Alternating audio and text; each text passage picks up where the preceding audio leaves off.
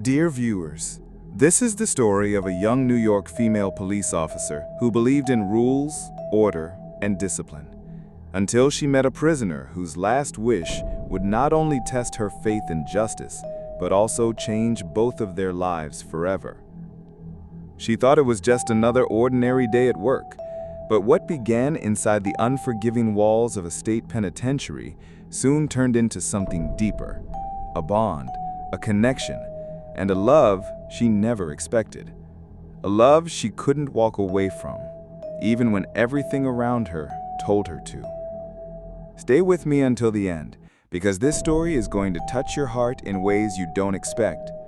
And if you love stories filled with raw emotions, suspense, and unforgettable moments, don't forget to like this video, subscribe to the channel, and tell me in the comments where you're watching from. Let's begin. Cynthia was not just another officer in uniform. She was young, strikingly pretty, and carried herself with the kind of quiet confidence that made people notice her even before she spoke. Her smooth brown skin glowed under the station lights, her dark hair was always tied neatly back into a bun, and her uniform looked as though it had been ironed with care every single morning. She was the kind of woman who drew attention without asking for it, but she never encouraged it.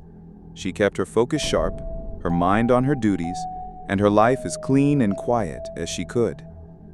It wasn't just her looks that set her apart. Cynthia was disciplined to the core. She followed every rule, worked longer hours than most, and respected everyone around her. Even when people tested her patience, she never snapped. She treated colleagues fairly, she listened without interrupting, and she never allowed gossip to poison her attitude. She was professional in every sense of the word.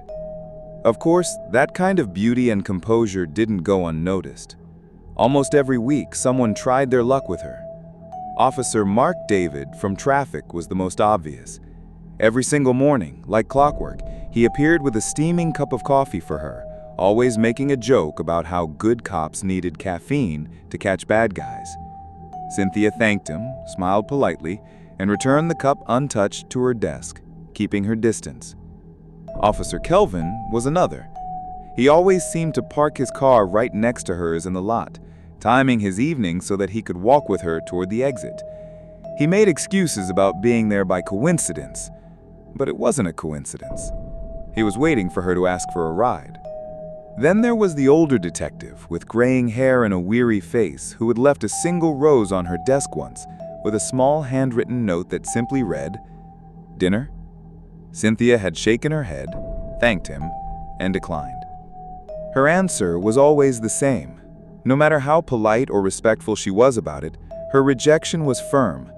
She didn't date at work. She didn't mix her personal life with her badge. That was her rule. Work was work, and nothing more. Her refusals only made her seem more mysterious to the men around her. Some laughed it off as a challenge, others grew bitter. But none of them took rejection as hard as her superior, Mr. Johnson. Mr. Johnson was a man in his late 50s with silver hair, polished shoes, and an expensive gold watch that glittered under the office lights. He wore authority like a second skin. He didn't just lead the department, he controlled it.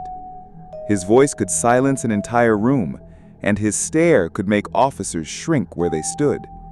He was not just respected, he was feared. People did what he said because they knew what happened to those who didn't. From the very first day Cynthia joined the precinct in Millstone City, Johnson had his eyes on her. Everyone noticed. She noticed too. But she thought that if she ignored it, kept her head down and stayed professional, it would pass. She was wrong. One afternoon, he called her into his office. The blinds were drawn halfway, the air thick with the smell of leather and old coffee. Johnson leaned back in his chair, the leather creaking under his weight, and looked her over with the kind of calculating stare that made her skin crawl.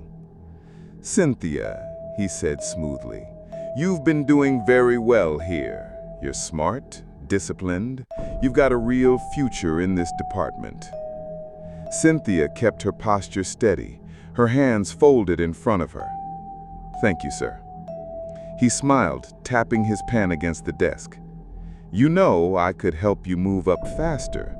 Promotions, better pay, better hours. There are openings coming soon and I have influence. You deserve it." She stayed silent. She already knew where this was going. Then his smile shifted and his tone grew heavier. "Truth is, I like you more than just as an officer. I want us to be close. You and I could make life better for each other." Her stomach tightened. She had expected this, but hearing it out loud still made her chest feel heavy. "Sir," she said carefully, her voice calm but steady, "with all due respect, I'm here to do my job, nothing more." His expression darkened instantly. "You're saying no to me?"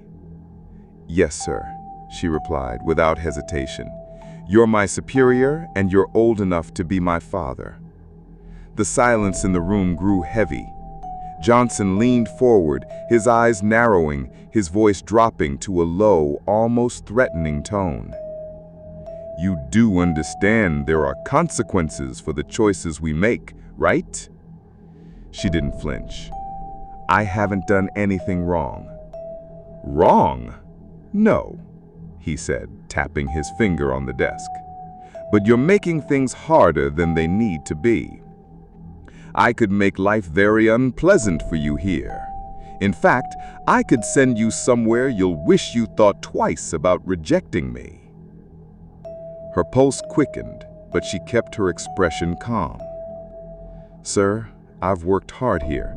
I've respected everyone. There's no need for this." He leaned back, smirking faintly, as if he'd already decided her fate. Then he waved his hand toward the door. "You can go now." Cynthia left, her footsteps steady, her face unreadable. But inside, she knew exactly what was about to happen. A week later, the call came from HR. No meeting, no warning, just a simple statement. She was being transferred to Redwood State Penitentiary, far away from Millstone City, far from her home. The official reason was staff adjustments, but Cynthia knew the truth. Johnson had pulled strings, and this was his punishment for her rejection. She didn't complain. She wouldn't give him that satisfaction. She packed her belongings, pressed her uniform smooth, and left the precinct behind. The penitentiary was like another world. The very air seemed different, heavier, colder. The gates clanged shut behind her with a metallic sound that vibrated through her chest. Redwood was larger, harsher, and more intimidating than anything she had experienced before. The walls seemed to carry the weight of broken lives. The inmates were not like the ones she had seen before. Some had anger burning in their eyes, glaring at guards with silent hatred. Others were hollow, broken men whose spirits seemed drained. A few shuffled quietly, keeping their heads low as if the years had already beaten them down. Cynthia adjusted quickly. She reminded herself of her training. Stay professional, keep your distance, don't get personal.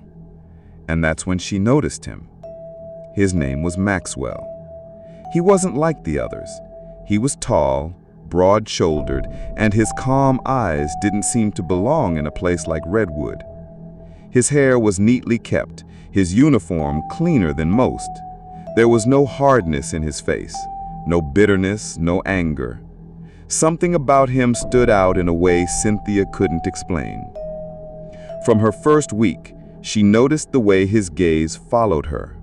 Not crude, not mocking, not like the others who whistled or jeered at female officers. His look was quiet, watchful, almost searching. She told herself not to notice, but she couldn't ignore it completely. Days turned into weeks. Cynthia's routine became familiar, checking shifts, escorting inmates, monitoring the yard. Every once in a while, her eyes would meet Maxwell's across the cafeteria or the exercise yard. He never spoke, never broke the rules, but his eyes held hers with a kind of patience she didn't understand. One afternoon, she was assigned to escort a group of prisoners to the yard. She walked the line, checking cuffs, keeping order. As she passed Maxwell, something slipped into her palm so quickly and smoothly that no one else noticed. A folded piece of paper. Her eyes flicked toward him. He didn't look at her directly, but his low voice reached her ear. "Read it when you're alone." Her heartbeat quickened, but her face remained calm. Later, in the quiet of the break room, she unfolded the paper. One line, written in neat handwriting. "Clinic. Midnight." Cynthia stared at it for a long time. She told herself she wouldn't go. It was unprofessional. It was risky. It was foolish. But as midnight drew closer, her mind kept returning to the note. The corridors of Redwood were silent at midnight. The lights buzzed faintly above her as her boots echoed against the floor. She stopped at the clinic door. This was wrong. She knew it, but her hand still reached for the handle. The door creaked softly as it opened. Maxwell sat on the edge of the bed, leaning forward as if he had been waiting all night. His eyes lit up the moment they met hers. "You came," he said quietly. "This isn't professional," Cynthia said firmly, her arms crossed over her chest. "I know," Maxwell replied, standing slowly. He stepped closer, but not too close. "But if I didn't ask you here, I'd regret it for the rest of my life." Her chest tightened. "Maxwell, whatever this is, it can't happen. You're an inmate. I'm an officer." His eyes held hers steadily. "That's the difference. You see a prisoner. I see the only person in this place who still treats people like they matter." Her breath caught, but she didn't look away. "Why am I here?" His voice softened. "Because I need you to know the truth. I don't belong here, and before I die in this place, I have one last wish. I need you to hear my story." He told her everything. He had worked for Horizon Foods, Inc. for 8 years as a production supervisor, handling quality control. He was proud of his job. He made sure food leaving the company was safe for families across New York. Then one day, upper management called him into a meeting. They said costs were too high, competition too strong. They had found a way to cut expenses, cheaper ingredients, new preservatives, but those chemicals were unsafe, even toxic. "They told me to sign off," Maxwell said bitterly. "They promised it wouldn't kill anyone, that it was just bending the rules, but I refused." He paused, his jaw tightening. "They offered me money, a promotion, even shares. I still refused. I told them I wanted to resign. I was planning to go to the media. I had proof, emails, lab reports, everything." Cynthia listened, her face calm but her mind racing. "They got to me first," Maxwell continued. "The police showed up at my house one morning, said I'd been stealing company funds, falsifying records. They found evidence on my computer, evidence they planted. All my documents were gone, my signature forged. Just like that, I was arrested." "Framed," Cynthia whispered. 15 years without parole. That was my reward for telling the truth."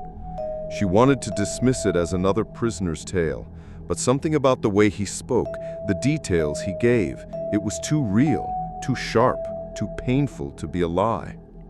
"I'm not asking you to risk your career for me," Maxwell said softly. "I'm asking you to follow the truth, that's all." She stood still for a long time, then finally nodded. "I'll see what I can do." Maxwell's lips curved faintly. "Thank you. That's all I wanted." The next day, Cynthia began her quiet investigation. She checked company reports, old case files, employee testimonies. On paper, everything looked clean, too clean. She called an old contact from Millstone, a journalist who had covered corporate scandals.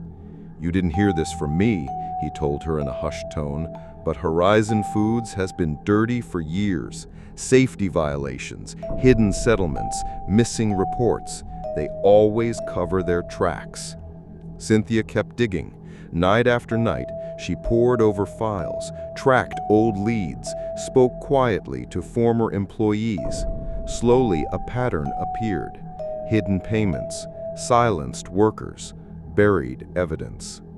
2 months later, a breakthrough came. A former employee came forward with undeniable proof: emails, signed documents, safety test results. The truth was out. Maxwell had been framed. The court moved quickly.